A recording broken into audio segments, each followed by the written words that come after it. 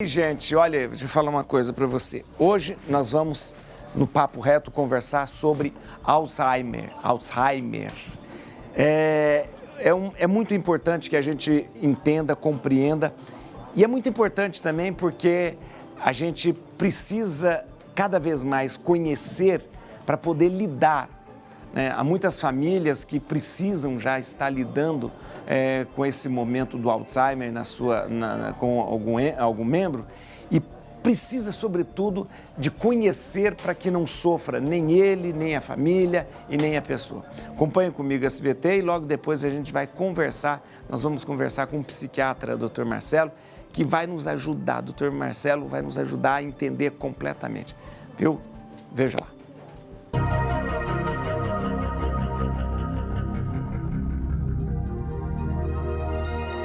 Conforme vamos envelhecendo, nosso cérebro começa a esquecer algumas informações que por vezes não são essenciais em nossas vidas, como a data do aniversário daquele primo distante, o nome de algum doce muito antigo que não vende mais e entre outros. Porém, é preocupante quando nosso cérebro não nos faz recordar o endereço de nossa casa, os nomes dos nossos filhos, tios e netos, ou nos faz esquecer onde é que estamos. Estes são alguns sinais de uma doença comum, mas de certa forma triste, o Alzheimer. Dos sintomas mais comuns, o mais característico é a perda de memória recente.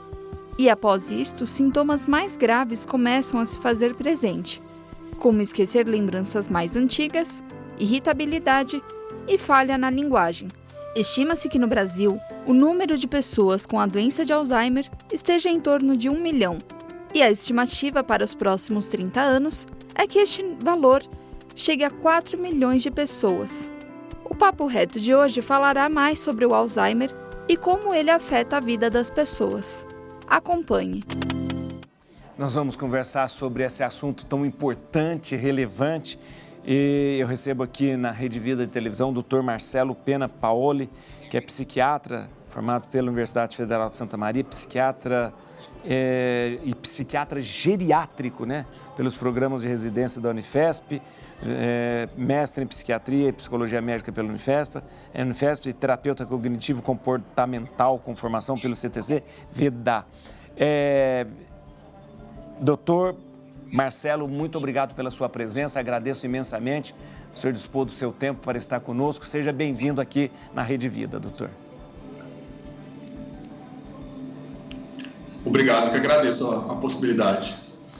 Doutor, eu já vou começar perguntando para o senhor, para que a gente introduza, o que acontece no cérebro quando uma pessoa é diagnosticada com Alzheimer, né? E aí eu já emendo a pergunta, o Alzheimer é diferente da demência, o Alzheimer ele é diferente, de repente, de um outro tipo de doença que possa acometer a pessoa? O que acontece no cérebro de uma pessoa com Alzheimer? Muito boa pergunta. Vamos lá. Quando uma pessoa é diagnosticada com a doença de Alzheimer, o que está acontecendo com o cérebro dela é o resultado de um bom período de perda de neurônios, né, que está acontecendo por uma patologia específica, uma morte de neurônios por uma causa específica da doença de Alzheimer, né? Mais especificamente, esses neurônios que são perdidos em todas as áreas do cérebro, são perdidos nas áreas da memória. Então, mais frequentemente, os pacientes com doença de Alzheimer, eles têm inicialmente uma perda da memória, para depois ter uma perda das outras funções cerebrais, né? A doença de Alzheimer, ela é uma demência.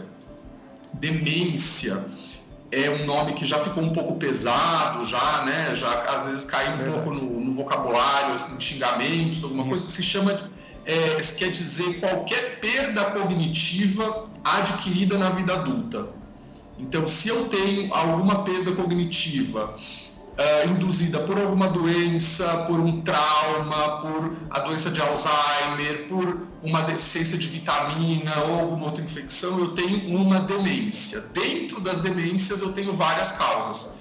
Então, o que acontece com o cérebro da pessoa que está com diagnóstico de Alzheimer é uma perda de neurônios acelerada, né? Que vai levar às manifestações clínicas como esquecimento, né? Como a perda de memória. Doutor, então a gente poderia dizer que é uma doença com acometimento fisiológico, então, porque é o neurônio que está se perdendo ou morrendo, é isso?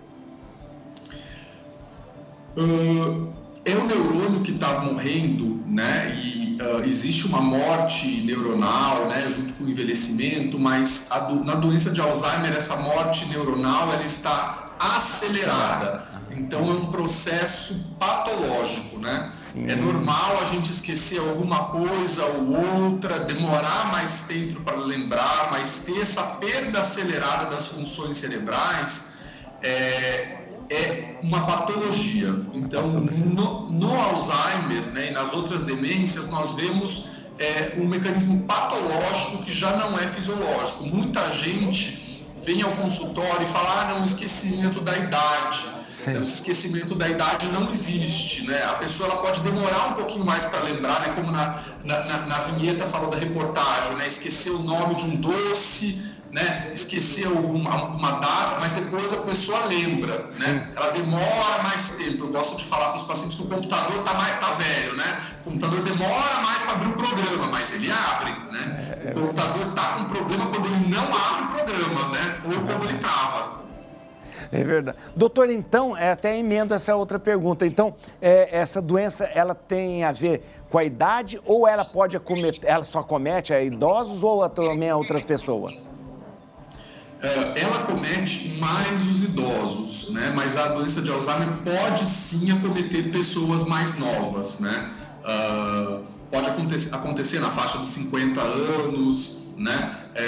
Mas geralmente ela acomete pessoas mais velhas, mais idosas. Quanto mais idade a pessoa tem, maior o risco da pessoa ter Alzheimer, que isso explica um pouco também por que tem mais Alzheimer hoje em dia, né? A doença é uma doença muito nova, né? O Alois Alzheimer, né, o neurologista, ele publicou 1800 e pouco, quase 1900, né? Então é uma doença nova e as pessoas estão vivendo cada vez mais, né? Eu sempre falo que tinha uma reportagem antiga falando há 100 anos atrás que um carro bateu e atropelou uma velhinha de 40 anos, né? Há 100 anos atrás uma velhinha tinha 40 anos, né? Hoje em dia é uma jovenzinha, né? É verdade. Então as pessoas têm ficado muito mais velhas, as patologias estão mudando bastante. Então nós estamos, né, vendo doenças que antes não eram tão frequentes, né? Muito interessante. Essa reflexão é interessante porque eu ia fazer justamente essa pergunta. Peraí, as pessoas estão tendo mais Alzheimer? Não, as pessoas estão vivendo mais tempo, né? Doutor, eu vou pedir licença ao senhor rapidinho. Eu só vou falar com a Simone e volto, porque eu tenho muitas mais perguntas para fazer para o senhor. Rapidinho eu volto. Nós estamos falando e conversando sobre Alzheimer. Estou conversando com o doutor Marcelo Pena Paoli, que está nos dando uma aula, mas de uma maneira tão profunda e simples que é impressionante. Olha, doutor Marcelo, eu queria, agora que o senhor desse para a gente, o senhor está falando de uma maneira tão clara, o pessoal está gostando tanto, o pessoal está ligando, como que a gente pode diferenciar com clareza, mas com clareza, do Alzheimer de outras doenças, para a gente saber se é Alzheimer, se não é Alzheimer, doutor? Muito boa sua pergunta. Para diferenciar o Alzheimer de outras doenças, a gente precisa fazer exames de sangue, uma neuroimagem, né, uma ressonância, uma tomografia, né, e um exame físico e uma história, né, uma consulta médica, né? Porque o Alzheimer clássico que a gente fala, né, que as pessoas associam ao Alzheimer, que é a perda de memória, nada mais é que a patologia do Alzheimer levando a uma perda de células mais na área da memória, né? Primeiramente na área da memória, que é no hipocampo. A doença de Alzheimer pode acometer primeiramente outras áreas, como a área da fala, como a área do comportamento. Então, muitas vezes o paciente pode iniciar uma doença de Alzheimer com a dificuldade de falar, né, pronunciar palavras, lembrar de certas palavras, ou mesmo ficar inquieto, agitado, né, ter alterações de comportamento, né? Então, a patologia de Alzheimer, dependendo da área do cérebro que ela vai acometer, vai dar a manifestação clínica. E para a gente saber isso, que é uma doença de Alzheimer, a gente precisa excluir todas as outras causas, né? Porque excluindo as outras causas, a gente vai ter mais certeza que é Alzheimer. Porque o diagnóstico de certeza do Alzheimer é só através da biópsia do cérebro. Pegar um pedacinho do cérebro e olhar no microscópio. Sim. Como a gente não quer fazer isso, acho que não vale a pena na maior parte dos casos, através de vários exames, excluindo outras causas, a gente chega na maior probabilidade de ser Alzheimer, né? Muito interessante. Doutor, e há meios, né, de evitar o Alzheimer, já que de repente, porque ele causa um grande medo em todos nós, mas há meios de evitar? Existem sim maneiras de diminuir o nosso risco de ter o Alzheimer, e existem maneiras também que muitas vezes são a mesma maneira de diminuir o risco de outras demências. Então, maneiras de diminuir a perda cognitiva adquirida, né, que geralmente acontece na idade adulta, na terceira idade, né? Então, elas estão associadas com tratamento de doenças cardiovasculares, né, e que eu gosto de falar, né, manter a oxigenação do cérebro e a nutrição do cérebro boa, né, porque são os vasos, são as artérias e as veias que vão, né, irrigar o cérebro, né, então tratar bem a hipertensão, a dislipidemia, o colesterol alto, né, existe uma associação positiva, né? Então existe uma diminuição do risco de demências de Alzheimer com a dieta mediterrânea, né? Vegetais e legumes frescos, pouca ingesta de carne vermelha, né? Também de ter uma grande reserva cognitiva, né? Então, eu aprender muitas coisas em vários domínios cognitivos, né? Eu sempre colocando fazendo essas áreas cerebrais de aprendizado sempre funcionando, assim, né? Aprendendo coisas novas e ampliando a minha reserva cognitiva. Interessante. O doutor, na verdade, interessante esse meio de prevenir, da prevenção, mas medicamentos, existem medicamentos específicos, de repente, para a pessoa que, de repente, já foi diagnosticado com Alzheimer? Existem sim. Existem medicamentos não são tão específicos, sim, podem ser usados para outras síndromes demenciais, né?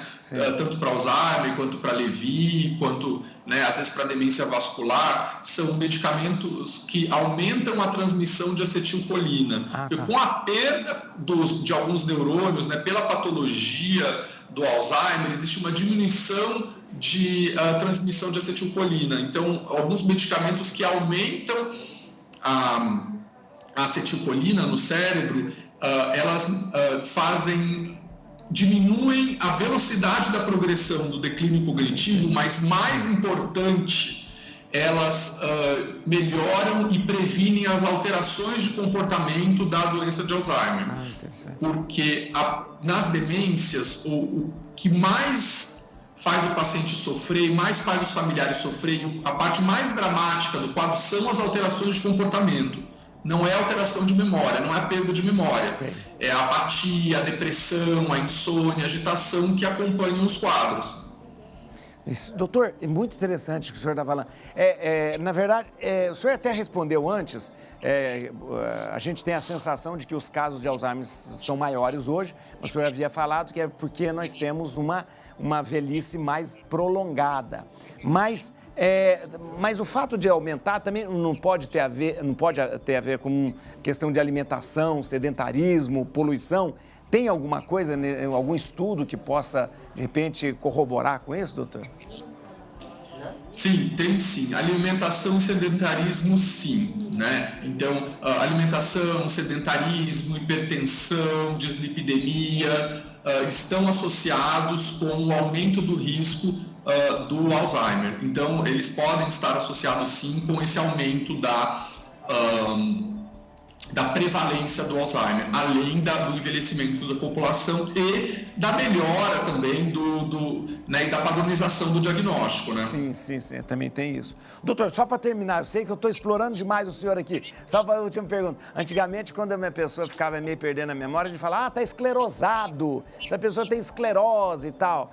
Essa coisa da esclerose, do esclerosado, é o que a gente hoje, de repente, chama com um diagnóstico mais perfeito de Alzheimer?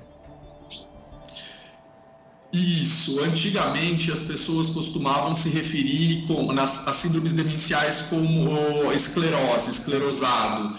Sim, eu não consegui encontrar uma referência médica onde esse termo fosse usado, mas popularmente ele é muito usado ainda. Sim.